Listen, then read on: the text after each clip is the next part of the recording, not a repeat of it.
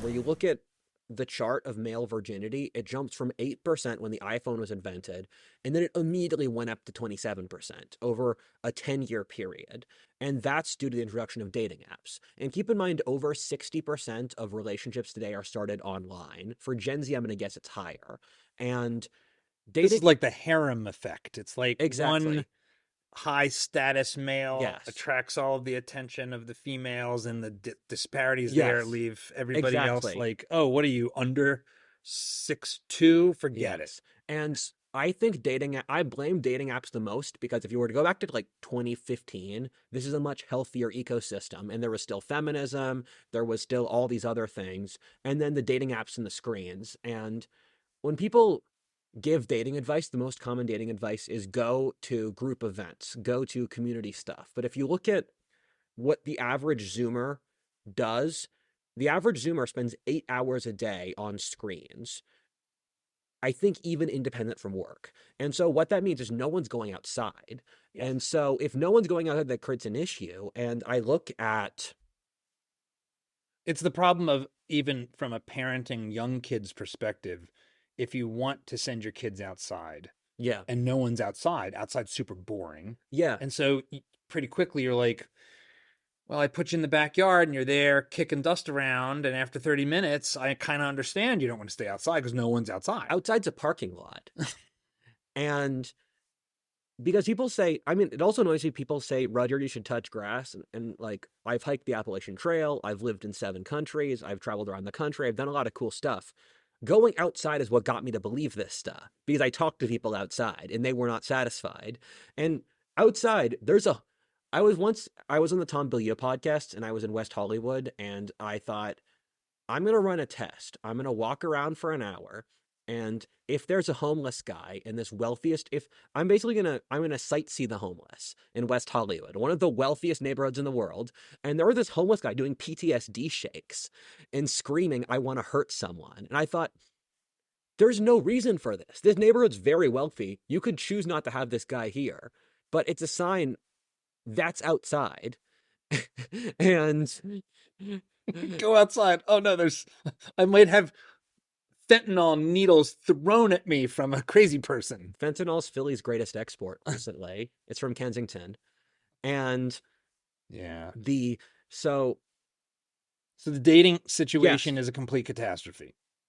dating apps would be the second most unequal country in the world today, where it would be behind South Africa and ahead of Venezuela. And it's the worst possible equilibrium because I know lots of guys in that top 20% and they don't like it either. Where the guys who are doing well on the dating apps, hedonism's overrated, I've consistently found. Like the guys in that 20%, they mostly don't actually like being there. Past a certain threshold of hedonism, they do actually want to get a girlfriend or get married or that stuff. But the apps don't sort for that kind of person. And so they sleep with these women as a way to get around not actually having a better alternative. And I think society treats men as more cynical and more basically animalistic than men are. I think most men Oh. are actually very kind. I think most men have the natural paternal instinct in them. Well, one of the things to speak to that, when my son was born, and I've talked about this on the show because in some ways Yeah. it is the animating force. I was working at Spike TV. My wife, Lisa, we got engaged and the pregnancy happened right around that time. And so we were relatively young. Like Yeah. I'm under 50. My son is going to be 20. Would have been normal. Now I don't know anybody that's got Yeah. kids that old at my age.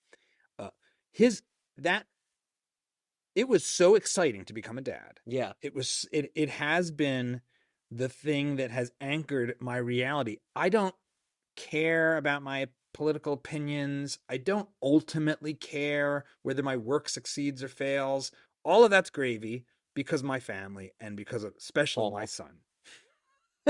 And but the narrative, like, it's like there was a revolution for men that just didn't get acknowledged. Like my wife and I, and this is true of all of my peers, Yeah. we aren't like 1950s men. Like we were changing the diapers and getting up and wearing the backpack on the front thing, that Baby Bjorn or whatever the hell that thing was called. Yeah. We were doing all that stuff, and yet the public cultural narrative is still like bumbling Al Bundy that doesn't carry his weight. Yeah. And like, I did this whole ad campaign at Spike TV called True Dads, and it was like, hey, one of the ads was like, we know you, super mom, the work, the Yes. kids, but what about you, Dad? Where's Yeah. your super title? Yes. And it's like, we just literally never got one. It was like, Yeah. it was like, do better, guys. Do better. It's like, we've been doing better. What are you talking? Who are you talking to? That's a good point, because it brings up the point I was going to make. There's no incentive to cooperate inside the system. So you're talking about why someone would show up to work and not do a good job. And I can completely understand that, because that was me in school. And if I had a job, I don't think I'd work hard at a job if I had a normal job now. I would be completely disaffected. And I work hard in my current job because I have a sense of investment in it. And also, it's my work. I'm responsible for it. I can do it how I want. I have agency. If you don't give men agency, men aren't going to work. You've actually talked about this in some of your videos, that actually there's you identified a political correlation between people who have jobs that give them a fair amount of agency and autonomy, like Yes. their choices matter for the nature of their work. Yes. And those that don't. Talk about that. Yeah, men need respect. And if you don't give men respect, men will either kill you or leave, or turn into slaves. So 3 choices if you don't give a man respect. And I've said before that one of the biggest right-left correlations, and this comes from the Unabomber, is the low agency versus high agency. Because the Unabomber said that the left is a resentful reaction against the machine of modernity. Modernity transforms people into cogs, and the school system's a great example of that. I'm sure your audience would know about that, where the school system, you don't remember anything in school. The thing that school really teaches you, sit down for hours, wake up early, do tasks you hate, and shut up. Yep. So that's the skills school really teaches. It was Prussian cannon fodder machine. Exactly. Transplanted with an extra layer of, that might be good for my factory workers as well, but that wasn't, Yeah, exactly. Yeah. And so the reason that the bureaucratic industrial civilization panders to women so much is twofold. The first is women don't fight back when you push them too hard. The second is that these claims are really, this is just they're going to go over great. This is obvious. I don't know what's controversial. See, you've met my wife. My wife has more masculine force than you or I, or maybe the two of us combined. So why have women never launched a revolt in history? Why is it always the men who grab the guns? I get the general thing, but I can't not. I'm sorry. Maybe I have a little bit of a okay. Me. But second thing is women control 85% of consumer spending. Yes, and that's true. So if you're in a corporate capitalist society and that's the case, you can see the natural pandering. And one of the things that does, I'm sorry to interrupt. Yeah. Having worked in advertising in New York City, is it does mean that ad-based business models are inescapably going to suffer from being attacked by horseshit. Yeah, exactly. By 20-something communications grads from Syracuse working at Ogilvy and Mather. Yes. Ethics is what is going to drive every business that relies on ad dollars will be driven by 26-year-old Ogilvy Syracuse comms grad. Yes. I never understood how these big corporations cave to criticism, because there's no incentive to do so. There's no incentive. It's like Disney as an example. Disney constantly responds to Reddit posts where they say, oh my God, this character's really gay, and this character actually is a symbol of this weird thing that you shouldn't care about. And then Disney legitimately has changed their stories to reflect subreddits, and they haven't yet realized that Reddit is a human swamp. Because responding to these are one of the things Eric Weinstein said is, he said you have to differentiate criticism that exists to tear you down versus to help you, because in the jungle that is human nature, certain animals are scavengers, and most critics today are scavengers. They want to pull you down, and you have to avoid the scavengers. But the point I was trying to convey is that the reason I would be disaffected in a normal job is several. The first is that modern society is so anal and it's so obsessive that I would just get checked out past a certain point because I would hate it.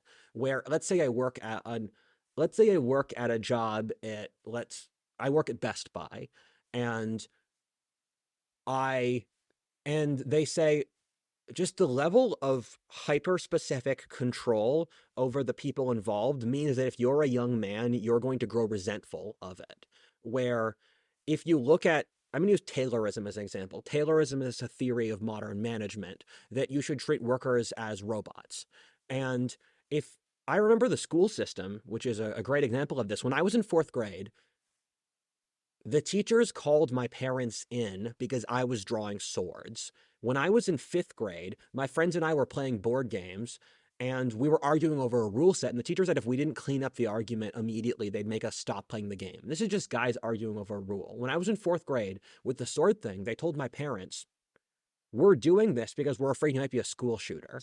And the thing is, my teachers had seen we had these copybooks that we called the wars. yes, that involved every character we could draw murdering each other with chainsaws and being put on conveyor belts and dropped into baths of acid. It was exactly. Like, oh yeah, what's this? What did you draw here? Oh, it's Mickey Mouse gutting Donald Duck. Exactly. Yes. And my mom thought this. I was upset by this, and I later found out my dad was like, no, he's a boy. This is what boys do. Yes. And magnify that across someone's entire life. And you look at the modern corporation where... So a bunch of finger waving. Yes, where if you express agency in most low-level jobs, they actively punish you for any agency. Let's say I work at a warehouse, and I put my AirPods in to listen to history books. That's very important to me. It has no effect on them because I'm still going to get the job done. They'll say I can't listen to the AirPods because it doesn't fit a corporate policy. If you like this clip, you should check out the full video and all the other great content we've got at Dad Saves America. So be sure to hit the like button, subscribe, and ring that bell so you won't miss our new stuff as it drops each week.